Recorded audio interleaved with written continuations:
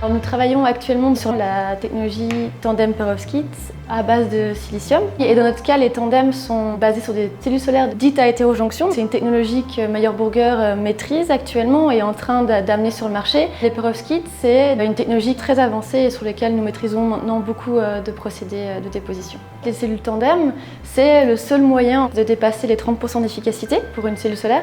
Une tandem, c'est la combinaison de deux cellules solaires. La combinaison des deux permet de capter une plus grande partie du spectre solaire.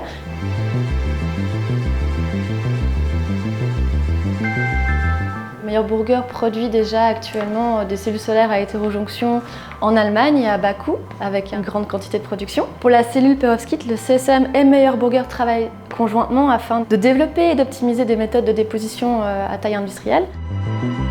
Ça prend usuellement jusqu'à presque 10 ans pour développer une nouvelle technologie, depuis les tout petits échantillons qui font quelques millimètres carrés jusqu'à des démonstrateurs complets comme des modules solaires. Il y a beaucoup de challenges technologiques à résoudre.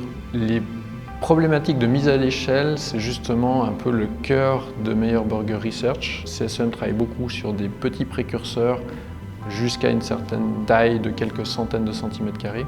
On va s'occuper, nous, de mettre ça sur des wafers complets, industriels, et c'est quelque chose qu'on anticipe au mieux que l'on peut pendant la phase de développement technologique avec le CSM. On va chercher à rassembler, à simplifier toutes les différentes étapes de fabrication pour que ça puisse devenir industriel.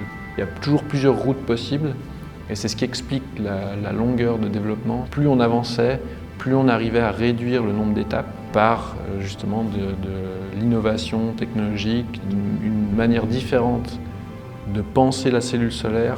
Et donc le bénéfice, c'est de faire revenir à terme toute l'industrie et la chaîne de valeur en Europe.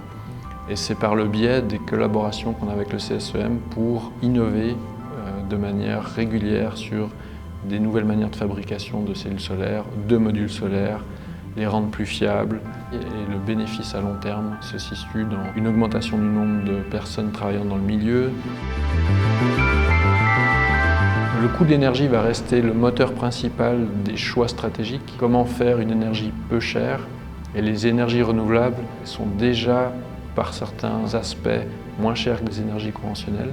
Il faut anticiper et avoir la force et les ressources pour pouvoir fabriquer plus localement l'énergie dont on a besoin.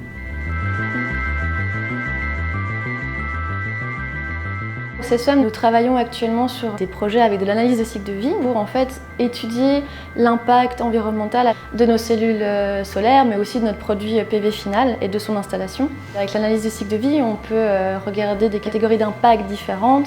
Il y aurait l'utilisation de l'eau, l'impact sur le changement climatique, la toxicité, la disponibilité des matériaux, etc. Nous sommes en train d'analyser les cellules solaires silicium et en parallèle, il y a de nouvelles recherches d'analyse du cycle de vie sur les matériaux de la perovskite qui viendront compléter ça. Le CSEM soutient et soutiendra encore dans les prochaines années Meyer Burger pour l'industrialisation de leurs cellules solaires dites hétérojonction de silicium. Nous allons continuer à améliorer ces technologies pour rendre le produit toujours plus performant. Le but est de pouvoir fournir des dispositifs photovoltaïques de grande qualité, produits entièrement en Europe et donc présentant un impact environnemental réduit comparé aux autres panneaux que nous allons importer des pays plus éloignés.